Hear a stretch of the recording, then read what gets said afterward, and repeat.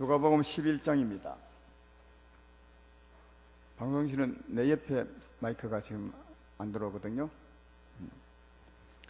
누가복음 11장 1절부터 4절까지 보겠습니다.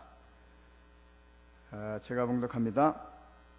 누가복음 11장 1절부터 예수께서 한 곳에 기도하시고 마치심에 제자 중 하나가 여짜오되 주여 요한이 자기 제자들에게 기도를 가르친 것과 같이 우리에게도 가르쳐 주옵소서. 예수께서 이르시되 너희는 기도할 때 이렇게 하라. 아버지의 이름이 거룩히 여김을 받으시오며 나라가 임하시오며 우리에게 날마다 일용할 양식을 주시옵고 우리가 우리에게 죄 지은 모든 사람을 용서하오니 우리 죄도 사하여 주시옵고 우리를 시험에 들게 하지 마시옵소서 하라. 아멘. 오늘은 맥주 감사 주일입니다. 오늘 전할 말씀의 제목은 아버지께서 반드시 성령을 주십니다. 이런 제목으로 말씀을 생각해 보겠습니다. 구약 시대 때 보면 그 절기를 지켰는데 맥주 감사 주일은 1년 중에 농산물을 조합해 드리는 첫 절기, 초실절 다음에 드리는 첫 절기죠. 언제 드렸냐 하면 6월절 그 양의 피를 흘리고 난 후에, 6월절 양을 잡고 난 후에 50일 후에 드렸습니다. 이걸 요즘으로 계산하면 예수님이 피 흘려 죽으시고 난 후에, 우리의 6월절 양 대신 예수님이 피 흘려 죽으시고 난 후에 50일 후에 첫 열매를 드렸으니까 한 가지 물어봅시다. 예수님이 죽으시고 난 후 50일 후에 어떤 일이 일어났죠? 예수님이 십자가에 죽으시고 난 후에 50일 후에 어떤 일이 일어났습니까? 아는데 대답 안 하는 거죠? 성령이 오셨습니다. 그러니까 오순절 아닙니까? 오순절은 이제 50일째 되는 날 성령이 오셨다. 그런 절기인데요. 맥주 감사 주일은 신약 시대로 바꾸면 오순절과 같은 거죠. 오순절날 성령이 오므로 말미암아 우리가 하나님의 첫 열매가 되는 겁니다. 하나님 앞에 초실절 첫 열매는 예수님이시고요. 그 예수로 말미암아 사람 중에 첫 열매가 된 것이 이제 오순절 성령을 받아서 하나님의 자녀가 되는 것, 이것을 말하는 겁니다. 맥주 감사 주일은 요즘 조금 날짜를 달리해서 지키지만 구약적인 의미는 성령 강림하신 날 드리는 것임을 알 수 있습니다. 따라서 오늘 맥주 감사 주일에 성령을 받으셔야 합니다. 맥주 감사 주일에 성령을 받지 아니하면 아무 의미가 없는 것이고요. 또 성령 받은 분들은 더 충만하게 받으셔야 맥주 감사절을 지키는 것입니다. 오늘 모두가 다 성령을 받게 되기를 바라고, 안 받으신 분들은요, 받으신 분들은 성령 충만한 날이 되기를 주의 이름으로 축원합니다. 어느 날 예수님의 제자들이 예수님에게 우리도 기도를 가르쳐 주십시오 그렇게 했습니다. 왜냐하면 바리새인들은 그 당시에 기도하는 기도문이 있었습니다. 요즘 천주교 같이 뭐 마리아에게 기도하는 것, 누구에게 기도하는 것, 이 기도문이 있었습니다. 그렇지만 예수님의 제자들은 없었습니다. 그래서 우리도 바리새인들처럼 또 세례 요한의 제자들처럼 기도하는 것을 좀 가르쳐 주십시오 그렇게 했을 때 주님이 그것을 가르쳐 주는 거죠. 2절에 보면 예수님이 이르시되 너희는 기도할 때 이렇게 하라 그렇게 해서 가르쳐 준 것이 요즘 우리가 하고 있는 주 기도문이죠. 주님께서 가르쳐 준 기도, 주 기도문인데 이 주 기도문은 기도문이 아니라 바르게 기도해야 되는 겁니다. 그 기도 내용을 제가 간단하게 설명을 해드릴까 합니다. 맨 먼저 기도하라 한 내용이 뭐냐면 2절 후반부에 있죠. 아버지여 이름이 거룩히 여김을 받으시오며 나라가 임하시오며, 그렇습니다. 맨 처음 기도하라 한 내용이 나라가 임하시오며, 그러니까 하나님의 나라가 임하여 오시기를 기도하라, 그런 내용이죠. 하나님의 나라는 하나님이 통치하는 나라니까 하나님이 오셔서 통치하는 나라가 하나님 나라입니다. 하나님 나라가 임하여 오시며 임하는 하나님이 오셔서 우리를 통치하여 주십시오. 그런 내용임을 알 수가 있습니다. 이 하나님의 나라, 하나님 오셔서 통치하는 나라에 대해서는 누가복음 17장에 나와 있는데, 거기 보면 바리새인과 예수님의 대화 중에 바리새인들이 하나님의 나라가 언제 임하여 오십니까? 하는 말에 대해서 주님이 대답합니다. 누가복음 17장 20절로 21절에 이렇게 대화하고 있죠.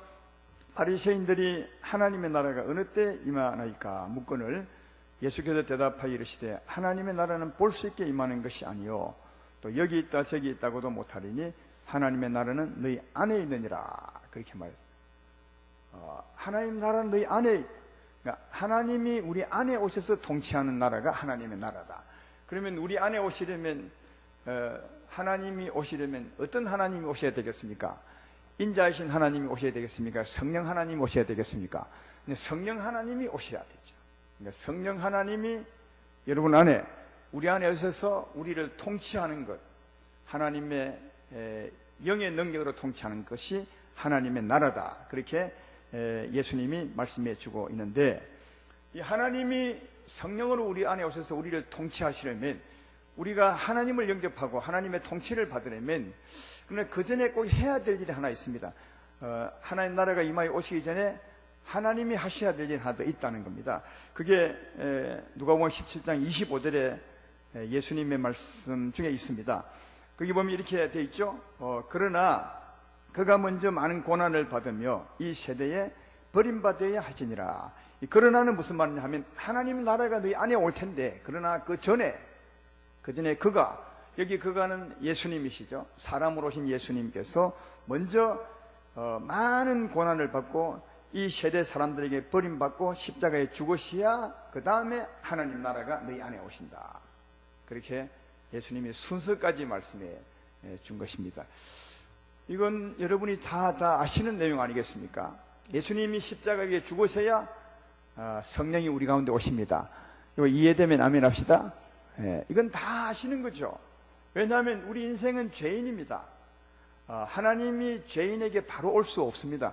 우리가 죄 사함을 받아야 하나님이 죄 사함 받은 영혼에 올 수가 있는 것입니다. 그래서 하나님이 예수를 십자가에 죽게 하셨죠. 주님이 오셔서 여러분과 나의 죄짐을 짊어지고 십자가에 죽으신 것입니다. 그것은 우리의 죄를 사하시고 성령으로 에게 오시기 위한 것임을 알 수가 있다 하는 겁니다. 그래서 주님이 십자가 위에 죽으셨습니다. 우리 죄짐을 짊어지고, 이 상태에서 우리가 회개하고 우리의 살아온 죄를 회개하고 십자가를 붙들 때, 십자가에 죽으신 예수님을 믿을 때 하나님은 우리의 죄를 용서하시고 우리에게 성령으로 오셔서 우리를 통치하게 된다는 사실을 알 수가 있습니다. 그래서 주의 십자가를 믿는 자에게 성령이 오셔서, 즉 하나님이 오셔서 우리를 통치하게 된다 하는 겁니다.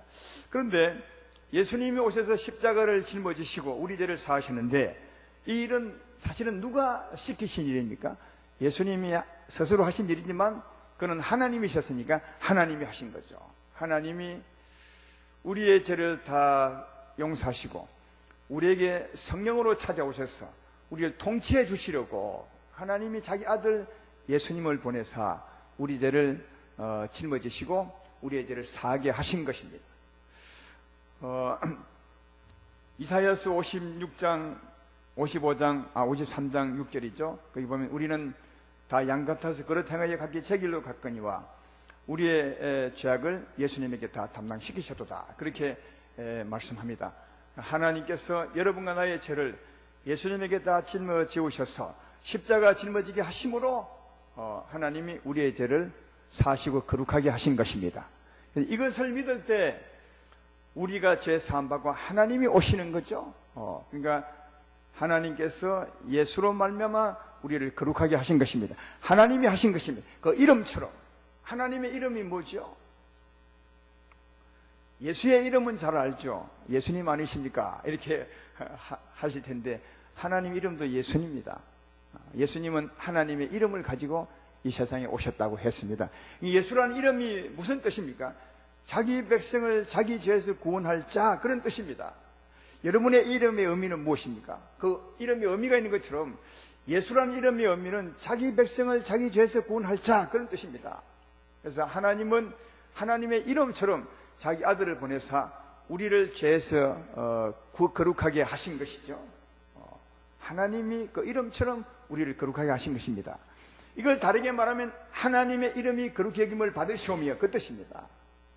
오늘 주기도문 제일 처음 가르친 말씀이 그 말 아닙니까? 아버지여 이름이 거룩히 여김을 받으시오며, 다르게 말하면 하나님께서 그 이름처럼 예수로 말미암아 우리의 죄를 거룩하게 하였습니다.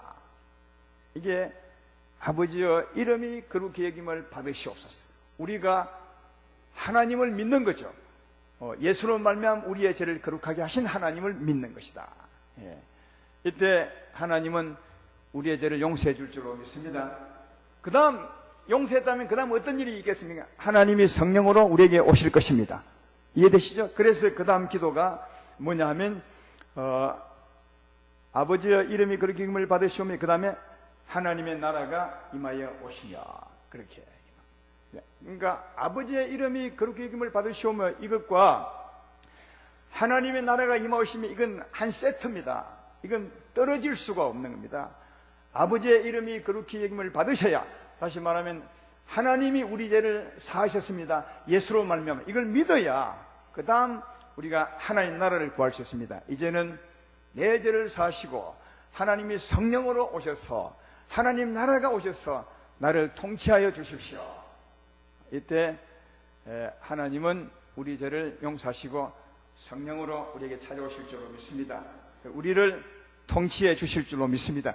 하나님의 나라로 삼게 된다 하는 겁니다. 자, 하나님이 우리 죄를 사하시고 성령으로 우리에게 오시면 우리가 하나님의 백성이 됩니다. 하나님의 자녀가 되죠. 전에는 하나님의 자녀가 아니었지만 이제는 하나님의 백성이 됩니다. 산자, 영생 얻은 자가 됐죠. 그러므로 하나님의 백성들, 산자들은 먹을 양식이 다른 겁니다. 생명의 양식을 먹어야 합니다. 영혼이 살았으므로 영혼을 살리는 양식을 먹어야 합니다. 그것은 매일 먹으셔야 합니다. 세상 사람들은 영혼이 살지 않았기 때문에 영혼의 양식을 먹지 않습니다. 그러나 몸이 살았으므로 늘 몸을 살릴 음식을 먹잖아요. 하루에 3번씩 아침 먹고 점심을 먹고 저녁을 먹습니다. 왜냐하면 이 몸을 살려야 되니까요. 그러나 우리는 몸도 살아있을 뿐 아니라 영혼이 산답니다. 하나님으로 영혼이 산답니다. 영혼이 산다는 영혼을 위해서 생명의 양식을 먹어야 합니다. 그건 매일 먹어야 하죠. 그래서 그 다음 기도 내용이 뭡니까? 3절이죠. 우리에게 날마다 일용할 양식을 주시옵고. 반드시 기도해야 됩니다. 그리고 반드시 날마다 먹으셔야 되는 겁니다. 왜? 우리는 산자이기 때문입니다. 영원히 산자이므로 생명의 양식을 날마다 먹어야 되는 겁니다. 그래서 요한복음 6장 35절에 예수께서 이르시되 나는 생명의 떡이니 내게 온 자는 결코 줄이지 아니할 터요 나를 믿는 자는 영원히 목마르지 아니하리라. 요한복음 6장 63절에 살리는 것은 영이니 육은 무익하니라. 내가 내게 이런 말은 영이요 생명이라. 그렇게 말하죠. 내게 오는 자는 결코 줄이지 아니할 것은 내가 생명의 양식을 준다는 말이죠. 내가 생명의 물을 준다는 말이죠. 그 물이 우리 영혼을 살리게 되는 것이다. 그래서 내가 이런 말이 영이요 생명이라. 그렇게 말씀합니다. 하나님 말씀을 들을 때, 그 말씀을 믿을 때 우리는 생명의 양식을 먹을 수 있습니다. 성령의 은혜를 힘입을 수 있는 거죠. 그리고 기도할 때 생명의 양식을 먹을 수 있습니다. 우리는 산자임으로 날마다 하나님께 나와서 일용할 양식을 구해 먹어야 힘을 얻게 된다는 사실을 잘 알 수가 있습니다. 날마다 말씀과 기도로 힘을 얻고 여러분 영혼을 살리며 살아가시는 여러분 되기를 주의 이름으로 축원합니다. 근데 이 일용할 양식은 곧 우리 영혼의 힘 아닙니까? 사랑의 힘이요, 거룩한 힘이요, 오래 참는 힘이요, 능력의 힘입니다. 이게 우리 영혼의 양식, 우리 영혼의 힘이죠. 그러므로 이 힘을 얻었으면 주님을 따라 살 수 있습니다. 다시 말해 죄를 짓지 않을 수 있는 힘이라는 거예요.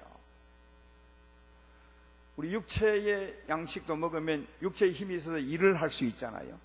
그것처럼 영혼의 양식, 하나님의 생명의 힘을 얻으면, 주의 사랑을 힘입으면 사랑할 수 있는 거예요. 주의 일을 할 수 있는 거죠. 다르게 말하면 죄를 짓지 않을 수 있다는 겁니다. 시험에 들지 않을 수 있는 거죠. 그래서 일용할 양식을 먹으면 죄를 짓지 않을 수 있는데도, 그럼에도 불구하고 우리는 세상에 살기 때문에 때때로 죄를 짓으면 시험에 들 때가 많죠. 그러면 하나님에게서 멀어지게 되지, 곁길로 가게 됩니다. 자, 그때 우리가 어떻게 해야 다시 돌아와 하나님 은혜를 힘입을 수 있습니까? 그때 또 돌아오려면 거기서 회개하고 돌아오면 됩니다. 이게 하나님의 은혜입니다. 회개하고 십자가 붙들면 주님이 용서해 줄 줄로 믿습니다. 하루에 70번일지라도 곁길로 갔다가 회개하고 돌아오면 하나님은 예수의 십자가로 언제나 용서해 주신다고 그렇게 말씀해 준 내용이 이런 말씀입니다. 우리가 하나님의 일용할 양식을 먹었으므로 죄를 짓지 않아야 하지만, 그래도 세상에 사는 거로 우리가 연약해서 죄를 지을 수 있습니다. 곁길로 갈 수 있습니다. 시험에 들 수 있습니다. 그 다음에 회개하고 돌아오면 된다는 거죠. 그런데 하나님께만 지은 죄들은 하나님께만 회개하면 되지만, 사람과 같이 더불어 살기 때문에 사람에게 죄를 지을 때가 있습니다. 사람과 싸울 때가 있습니다. 그때는 어떻게 하면 하나님께 용서를 받을 수 있습니까? 사람과 관계가 이게 얽혔습니다. 싸웠습니다. 관계가 손상이 됐습니다. 그때는 어떻게 여러분이 용서받을 수 있습니까? 그래서 하나님과 교제할 수 있나고요. 그때는 반드시 회개하고 여러분이 먼저 그 사람을 용서해 주어야 합니다. 성경은 항상 그렇게 말합니다. 내가 이웃을 용서한 것처럼 내 죄를 용서해 주시고, 내가 용서하지 않는다는 말은 그를 미워하고 있다는 뜻인데, 아직도 그 마음에 그를 이상하게 생각하고 있다는 것인데, 내 마음에 그를 걸고 있다는 뜻인데, 내 마음이 걸고 있는데 어떻게 하나님이 나를 용서할 수 있나요?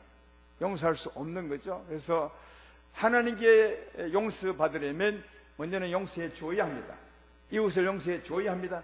그리고 하나님께 나가면 하나님이 우리 죄도 용서할 줄로 믿습니다. 그때 다시 하나님과 교제가 이루어져서 하나님 다시 힘을 주십시오. 시험에 들지 않도록 힘을 주십시오. 죄 짓지 않도록 힘을 주십시오. 그렇게 기도해야 되는 것이죠. 그 기도가 마지막 기도입니다. 사절이죠. 우리가 우리에게 죄 지은 모든 사람을 용서하오니 우리 죄도 사하여 주시옵고 우리가 시험에 들지 않게 시험에 들게 하지 마시옵소서. 그렇게 기도하라. 그렇게 말합니다. 이게 주님이 가르친 기도입니다. 주님이 가르친 기도는 아주 평범한 보편적인 기도죠. 그러니까 하나님의 사람이 살아가려면 반드시 해야 될 기도죠. 먼저는 하나님의 백성이 되어야 합니다. 다시 말해 하나님의 나라가 임하여 오셔야 합니다. 그래서 예수의 십자가를 믿음으로 하나님 나라를 구하는 겁니다.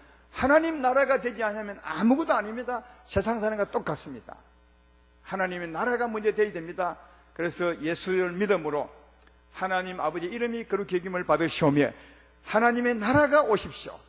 나를 통치하여 주십시오. 다시 말해 하나님 백성으로 삼아 주십시오. 이게 맨 먼저 기도고요. 그 다음 하나님 백성이 되고 나면 백성으로서 살아야 합니다. 일용할 양식을 주시고, 너무 당연하고 마땅한 기도입니다. 그리고 하나님 백성으로 살아가지만 죄 지을 수 있습니다. 시험 될 때 있습니다. 그때는 돌아와 다시 시험 들지 않도록 하나님의 은혜를 구하는 것입니다. 아주 하나님의 백성으로서 마땅히 기도해야 될, 의지하고 살아야 될 그 기도를 예수님이 가르친 것을 발견해 봅시다. 이 기도는 평생 하셔야 됩니다. 매일 하셔야 됩니다. 하나님 백성이라면 매일 하셔야 됩니다. 이거는 기도문이 아니라, 주문이 아니라 마땅히 해야 될 생명의 기도입니다. 이런 기도 날마다 하심으로 하나님의 생명의 힘을 힘입어 살아가시는, 그래서 하나님의 자녀답게 살아가시는 여러분 되기를 주의 이름으로 축원합니다. 근데 이 기도를 어떻게 해야 되느냐 하는 기도는 5절부터 8절의 비유로 설명해 주고 있습니다. 한번 볼까요? 5절부터 또 이러시되 너희 중에 누가 벗이 있는데 밤중에 그에게 가서 말하기를 벗이여 떡새 덩이를 내게 구워달라. 내 벗이 여행 중에 내게 왔으나 내가 먹일 것이 없노라 하면 그가 안에서 대답하여 이르되 나를 괴롭게 하지 말라. 문이 이미 닫혔고 아이들이 나와 함께 침실에 누웠으니 일어나 내게 줄 수가 없노라 하겠느냐? 내가 내게 말하노니 비록 벗됨으로 인하여서는 일어나서 주지 아니할지라도 그 간청함을 인하여 일어나 그 요구대로 주리라. 이것처럼 하나님도 주리라, 이런 뜻이죠. 아까 주기도문, 그러니까 우리가 날마다 기도해야 될 내용을 어떻게 기도해야 되는가를 설명하는 게 이 비유의 내용입니다. 이 말씀의 핵심은 이런 거죠. 한밤중에 친구가 친구에게 떡 빌리러 가는 것입니다. 그때 친구가 문을 두드리면서 여보게 내 친구가 왔는데 먹일 것이 없네. 떡 좀 주면 안 되겠냐? 이렇게 할 때 그 친구가 안 주겠냐? 그러면 당연히 준다는 말이죠. 친구가 아니고 아닐지라도 다른 사람이 강청만 해도 준다는 거죠. 그렇지 않겠습니까? 친구 아닐지라도 누가 그렇게 하면 안 줄 사람이 있겠습니까? 제가 볼 때는 문 두드리는 소리가 귀찮아서도 빨리 나서 아마 줄 것이다. 그러면 이 말 속에는 친구면 더 잘 준다는 거예요. 친구면 두말할 필요도 없죠. 친구 아닌 사람도 주는데 두드리기 때문에 친구면 더 잘 주지 않겠습니까? 근데 우리는 하나님과 우리 사이는 친구 사이가 아니라 무슨 사이라고요? 하나님 아버지, 우리는 하나님의 아들이라는 겁니다. 그러면 마땅히 준다는 말을 이 비유로 한 것입니다. 마땅히 준다. 이렇게 강청 안 해도 준다 이 말이에요. 사실 이 말 속에는 이렇게 강청하지 않아도 왜? 너희는 내 아들이 아니냐? 친구가 아닌 사람도 강청하면 줄 텐데 친구면 더 잘 줄 것이고 너와 내 사이는 아버지와 아들 사이가 아니냐? 이렇게 강청하지 않아도 다만 믿음으로 구하기만 해도 아버지가 내게 줄 것이라. 이 비유를 우리에게 해주기 위해서 이 말씀을 한 것입니다. 그러므로 하나님 아버지는 아까 앞에 구한 것 여러분이 정말 믿음으로 구한다면 주실 줄로 믿습니다. 믿음으로 구하시기를 주의 이름으로 축원합니다.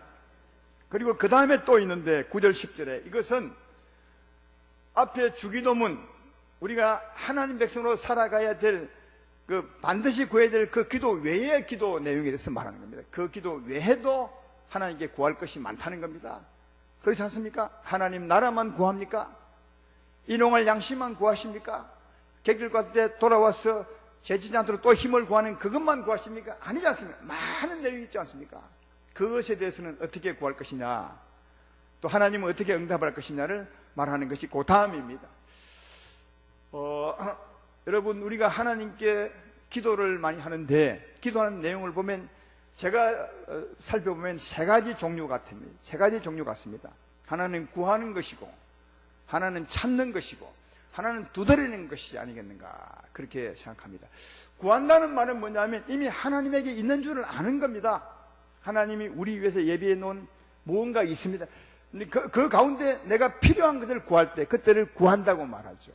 하나님, 그거 있지 않습니까? 내게 정말 그게 필요합니다.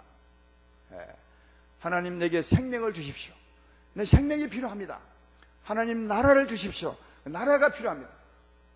하나님, 내게 힘을 주십시오. 이건 그냥 구하면 되는 겁니다. 하나님께서 나를 위해 예비해 놓으신 것이니까 그 중에 내게 필요한 것을 구하면 되는 거죠. 이때를 구한다고 말하죠. 구하라, 그러면 주실 것이요. 그 다음에 찾는 것입니다. 찾는 것은 어떤 기도 내용이겠습니까? 찾는 것은 잃어버린 것을 찾는 거죠. 여러분, 우리 사람들은 잃어버린 게 참 많습니다. 그래서 예수로 찾게 될 것이 참 많다는 겁니다. 하나님을 떠나 죄인으로 살았습니다. 그때 우리는 영혼을 잃어버렸습니다. 지금도 잃어버린 영혼이 얼마나 많은지 모릅니다. 여러분의 가족 중에서도 잃어버린 영혼이 계시죠? 우리 이웃에 얼마나 이런 영혼이 많습니까? 또 하나님을 떠나 죄 가운데 삶으로 우리 자유를 잃어버렸습니다. 주님의 평화와 그 기쁨 가운데 사는 자유를 잃어버렸습니다. 그래서 억압 가운데 살 수밖에 없습니다. 제 종으로 살 수밖에 없었던 거죠. 자유만 잃어버렸으니까 제 가운데서 건강도 잃어버리시고, 우리의 참된 평안도 잃어버리시고, 또 우리의 부여도 잃어버리셨죠. 이것을 예수 이름으로 찾는 겁니다. 주여, 내가 하나님을 떠나 제 가운데 살 때 이걸 잃어버렸는데 이제 예수로 말미암아 찾게 해주었으니 내가 주 앞에 구합니다. 내가 이것을 찾습니다. 주여 예수로 이것을 찾게 하여 주십시오. 이게 찾는 겁니다. 내가 찾으라 찾을 것이요. 그 다음 내용은 두드리는 것이죠. 두드린다는 말은 그냥 내가 문을 열 수 없는 겁니다. 두드릴 때 안에서 누가 열어줘야 문이 열리는 것입니다. 그러니까 이 말은 내가 이 세상 살아가도 내가 어찌할 수 없는 것, 누군가 열어줘야 될 것, 다시 말해 하나님이 열어줘야 될 그런 문제가 많죠. 살다 보면 그런 일이 얼마나 많습니까? 도무지 하나님 나로서는 어찌할 수 없습니다. 주여 문을 열어주셔야 합니다. 주님이 지혜를 주셔야 합니다. 내 삶의 길을 열어주셔야 내가 할 수 있습니다. 도무지 어찌할 바를 알지 못하겠습니다. 그런 일이 많죠. 그때는 두드리는 것입니다. 그때 하나님은 알지 못하는, 우리가 어찌할 수 없는 일을 안에서 문 열어주실 줄로 믿습니다. 이게 우리가 주 앞에 구할 세 가지 내용 아닙니까? 그래서 그 다음에 주님이 그렇게 말한 것입니다. 9절 10절을 보십시오. 또 내가 또 내게 노니 구하라 그러면 내게 주실 것이요, 찾으라 그러면 찾아낼 것이요, 문을 두드리라 그러면 너에게 열릴 것이니 구하는 이마다 받을 것이요 찾는 이는 찾아낼 것이요 두드리는 이에게는 열릴 것이니라. 왜 찾는 사람에게 다 찾게 해줄까요? 하나님이 주신다는 말이죠. 두드리는 사람마다 하나님이 문을 열어 주신다는 말이죠. 그래서 그 다음에 하나님이 주신다는 말을 더 강조하기 위해서 그 다음에 쓴 겁니다. 11절부터 너희 중에 아버지 된 자로서 누가 아들이 생선을 달하는데 생선 대신에 뱀을 주며 알을 달하는데 정갈을 주겠느냐? 너희가 악할지라도 좋은 것을 자식에게 줄 알거든. 하물며 너희 하늘 아버지께서 구하는 자에게 성령을 주지 않겠느냐 하시니라. 이 땅의 아버지들은 대부분 악합니다. 물론 선한 분도 있겠지만 악한 아버지일지라도 자식이 구할 때는 다 줍니다. 악한 아버지도 자식이 구할 때는 다 주는데 하물며 하늘 아버지 천부께서, 착한 아버지께서 구하는 너에게 좋은 것을 안 주겠느냐? 하나님이 주신다고 지금 말하고 있는 거죠. 계속 주신다고. 비유를 들어서 더 역설적으로 주지 않겠느냐 이 말을 강조하고 있습니다. 아까는 친구가 아닐지라도, 모르는 사람일지라도 두드리면 준다는 겁니다. 친구면 더 잘 주겠죠. 그러나 너와 내 사이는 친구 사이가 아니라는 겁니다. 아버지 사이라는 거죠. 그렇게 강칭하지 않아도 준다는 겁니다. 하나님이 준다는 것을 강조하기 위해서 그 비유를 쓴 것입니다. 지금도 마찬가지죠. 구하는 자에게 하나님은 준다는 겁니다. 찾는 자에게 찾게 해준다는 것입니다. 두드리는 자에게 하나님 반드시 열리게 해준다는 것입니다. 왜요? 나는 네 아버지라는 거죠. 악한 아버지도 아들에게 좋은 것을 주는데 하나님이 좋은 아버지께서 우리에게 좋은 것을 주지 않겠느냐 이렇게 말씀하는 것은 반드시 주신다는 겁니다. 그러므로 사랑하는 아름다운 교회 성도 여러분들이 구하시길 바랍니다. 찾으시길 바랍니다. 두드리시길 바랍니다. 주께서 반드시 주시고 열어주실 줄로 믿습니다. 근데 한 가지 마지막으로 우리가 이해 안 되는 것은 우리가 많은 종류를 구했지 않습니까? 구하고 찾고 두드리고 종류가 다 다른데 하나님은, 예수님은 맨 마지막에 말하기를 성령을 주지 않겠느냐. 왜 이 성령을 준다고 말했겠습니까?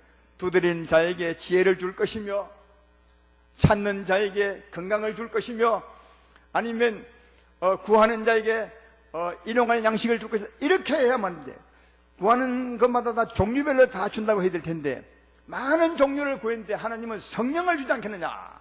왜 한 가지를 얘기했겠어요? 왜 그랬겠습니까? 여러분이 가만히 생각을 해보면 우리가 주께 구하는 종류가 많지만 하나님은 언제나 한 가지를 줍니다.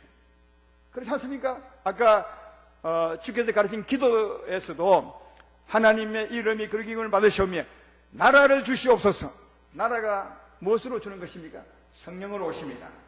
하나님이 친히 오십니다. 성령이 오셔서 다스리는 것이 하나님의 나라입니다. 그리고 하나님의 나라가 되고 난 후에 이제 날마다 생명의 양식을 먹어야 합니다. 일용할 양식을 주십시오. 일용할 양식은 뭘 주십니까? 성령으로 줍니다. 하나님의 생명을 줍니다. 성령으로 주는 겁니다. 우리가 객길로 가서 회개할 때 그때 용서하는 이도 성령으로 용서합니다. 그리고 우리에게 시험 들지 않도록 힘을 줘서 회복시키는 것도 하나님이 성령으로 회복시키십니다. 여러분이 구할 때 다 성령으로 줍니다. 성령으로 힘을 주고 성령으로 생명을 주고 성령으로 우리에게 은혜를 주시죠. 우리가 찾을 때 건강을 회복시킴도 성령으로 우리에게 건강을 줍니다. 성령으로 자유를 줍니다. 그렇지 않습니까? 다른 걸 주십니까? 성령으로 오셔서 지혜를 주십니다. 성령으로 회복시키는 것을 발견해 볼 수가 있고, 또 두드릴 때 문을 열어주십니다. 그것도 성령으로 지혜를 주십니다. 성령으로 말씀을 가르치시고 성령으로 은혜를 베푸는 것을 볼 수가 있습니다. 그러니까 성령은 하나님이신 바 하나님이 친히 역사하신다는 거죠. 그래서 여러분이 아무리 많은 종류를 구해도 하나님은 성령으로 역사한다는 사실을 잘 알 수가 있습니다. 성령으로 충분히 응답할 수 있습니다. 성령으로 충분히 여러분의 필요를 채울 수 있습니다. 성령으로 충분히 여러분을 만족해 할 수가 있습니다. 그래서 구하라, 두드리라, 찾으라, 성령을 내게 줄 것이라, 그렇게 말씀을 하고 있습니다. 사랑하는 아름다운 교회 성도 여러분, 우리는 하나님의 자녀입니다. 하나님은 여러분의 아버지십니다. 우리는 그분의 자녀입니다. 그러므로 하나님이 말씀합니다. 자녀인 너에게 내가 무엇을 주지 않겠느냐. 로마서 8장에 보면 이런 말씀까지 하죠.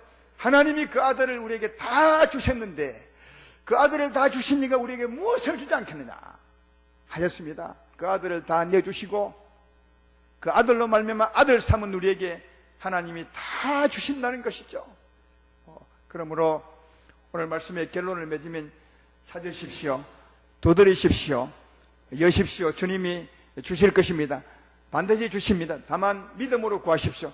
또 한 가지 기도에 꼭 부탁하고 싶은 것은, 우리가 죄를 지어 하나님께 멀어지게 되면 그 죄 때문에 멀어져서 하나님께 기도해도 하나님이 듣지 못할 수가 있습니다. 그래서 성경은 항상 말하기를 돌아와서 기도하라, 가까이 와서 기도하라, 그렇게 말하죠.